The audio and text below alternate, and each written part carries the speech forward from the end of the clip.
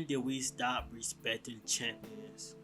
Was it after the 2021 Milwaukee Bucks, where Giannis Antetokounmpo put the team on his back in the Game 6 deciding victory and put up 50 points? I mean, was it? Or did this begin with the rise of the Super Team Warriors led by Stephen Curry and Kevin Durant? I mean, they had Klay Thompson. They had Draymond Green. Look at them. They're cheating. They're shooting threes. They're taking 3 threes while we're taking 6 twos, and we're getting the same. We're getting the same outcome. I mean, is that what it is? Did Stephen Curry and Kevin Durant change the landscape that much? Did they affect the timeline that bad? We're discrediting everyone. What changed? Let's look at Jayson Tatum, for example, man. Despite leading his team to multiple deep playoff runs, a finals appearance, multiple finals appearances, one of the most well-rounded players in the league, why does he get no respect? Is Tatum underrated? Is Tatum overrated? I mean, let's talk about it. Traditionally, the NBA treated championships like golden tickets. Once you won one, you were the best. But that's not the case for Tatum. I mean, the 2021 Milwaukee Bucks. The Bucks might have been the last respected champions. Giannis Antetokounmpo's 50-point closeout performance against the Phoenix Suns silenced everyone. I mean, despite many injuries, Giannis' dominance, his loyalty to a small market franchise, and his refusal to join the super team made him respected. I mean, the finals solidified him overnight. Everyone knew Giannis Antetokounmpo was the guy. On the other hand, the 2022 Golden State Warriors had a different type of talk around them. Stephen Curry finally got his finals MVP, but it was different. No Durant, right? But it was easy. Ja Morant, injured. Luka Doncic, injured. Jamal Murray, injured. Jayson Tatum, injured. Diminish what they went through that season, and the win, in the eyes of some fans, the success of the Warriors seemed to be where this all began.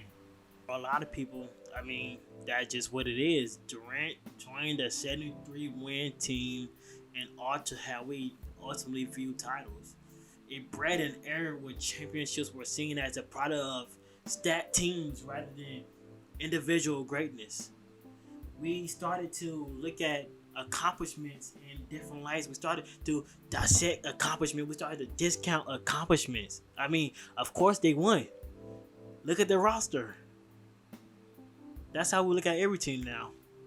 If you didn't somehow win with extraordinary circumstances, like an underdog squad, such as the 2011 Dallas Mavericks, where Dirk Nowitzki absolutely willed this team to an NBA championship, players like Tatum are going to continue to face scrutiny.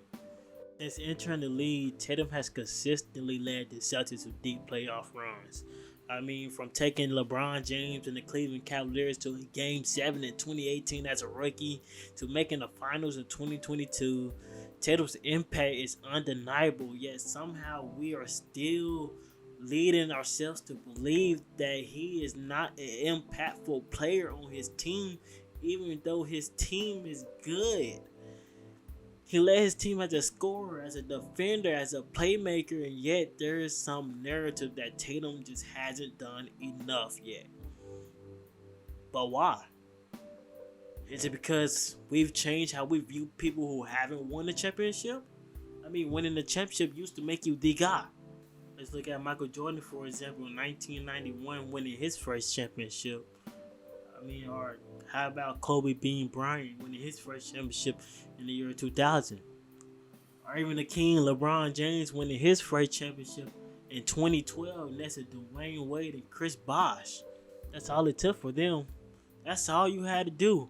One title from them is all it took to validate their greatness in the eyes of the public.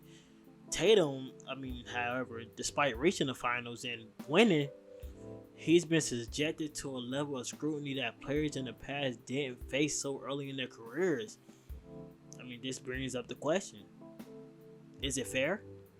Did the rules change for Jayson? Tatum had an impressive run to the finals in 2022, but the Warriors lost him to hurt his image. The media swore that Tatum wasn't aggressive enough, that he shrunk under the spotlight. Or was it where Jayson Tatum lost the conference finals MVP award to Jaylen Brown? I mean, it's not a real MVP, is it? Until Jayson Tatum loses it. Then, then it becomes real. But the way we think about championships post-Warriors dynasty has absolutely killed how we view young players like Jayson Tatum. Even though, he's on the super team, the narrative around needed to win dominates discussions of greatness. For previous generations, simply winning the title was enough. Now, players like Tatum are expected to do even more. They must dominate every category. They must win Finals MVP. They have to have flawless performances, or else they're not real champions. They didn't do it.